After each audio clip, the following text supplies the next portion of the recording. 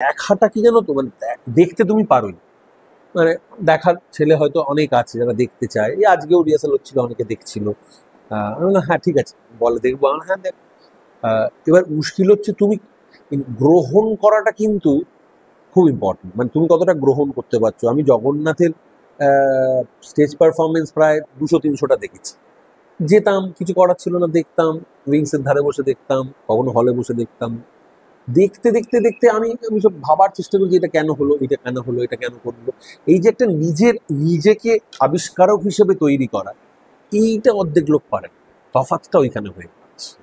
দেখতে চাইতে তুমি পেতেই পারো, কিন্তু তুমি দেখে তুমি নিজের মতো একটা অ্যানালিসিস তৈরি করা, বা এই ভদ্রলোক এই অভিনয়টাকে কেন লোকে এত ভালো বলছে, বা উনি এই ভালোটা কোনটা করলেন, ওনার এই বডি ল্যাঙ্গুয়েজটা কেন করলেন, আচ্ছা কথাটার মডুলেশনটা এরকম কেন হলো, এই যে এই মেধাটা তৈরি করা খুব দরকার। এই মেধাটা যদি তোমার থাকে, তুমি 100 দিন বসে দেখেও তোমার কিছু হবে না। মানে এটা আমার ধারণা, কিছু হবে না। ওই মেধাটা কিন্তু নিজেকেই তৈরি করতে হয়।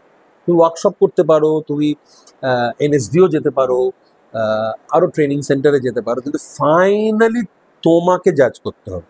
ফাইনালি তোমার নিজের, ফাইনালি বলছি, তুমি যদি খুব বড় নাসিরুদ্দিন শাহ হতে চাও, ইরফান খান হতে চাও, আরো অনেক নাম আছে, তো তারা কিন্তু পারেশ রাওয়াল হতে চাও, তারা কিন্তু সবাই ভালো কাজ দেখেছে, যেমন দেখে উপলব্ধি করতে পারে না। পারেশ রাওয়াল কখনো তার 70 দশকে দেখা জগন্নাথকে আবার ডাকতে পারে না, হ্যাঁ জগন্নাথকে নিয়ে এসো, বাবু ছেলেই করবে। তার মানে লং টার্ম মেমোরি, একটু আগে বলছিলাম, ওরা মেমোরিতে এমন গেঁথে গেছে, এমন ভাবে যে সৃষ্টিটা, নাটক তো উনি দেখেননি 30 বছর 35 বছর দেখেননি, কিন্তু ওই দেখাটা থেকে যায় মাথায়। নাটক সেটা করতে পারে। সিনেমায় তো আমি আবার চালিয়ে দেখতে পারি, কিন্তু আবার ঋত্বিক ঘটকের ছবি, যে কোনো ছবি দেখতে পারি। নাটক তো থেকে যায় ভেতর থেকে, যে আবার দেখতে ইচ্ছে করে। যে জগন্নাথ যখন আমি আবার করছি, আমি নিজে অভিনয় করছি জগন্নাথ, তখন পুরোনো জেনারেশন যেমন দেখতে আসছে, দেখি বাবার পর ছেলে কিরাম করেছে, এই একটা মনোভাব নিয়ে। আবার একটা নতুন জেনারেশন যারা জগন্নাথ শুনেছে খালি, তাদেরও তো প্রাপ্তি হচ্ছে।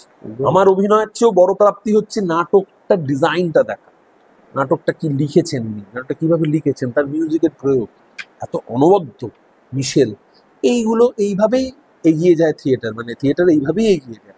এগোনোর জন্য কাউকে কাউকে দরকার পড়ে, তারপরে টিম ওয়ার্ক তো লাগেই, টিম লাগবেই ফাইনাল, কারণ it's a team work, finally it's a team work.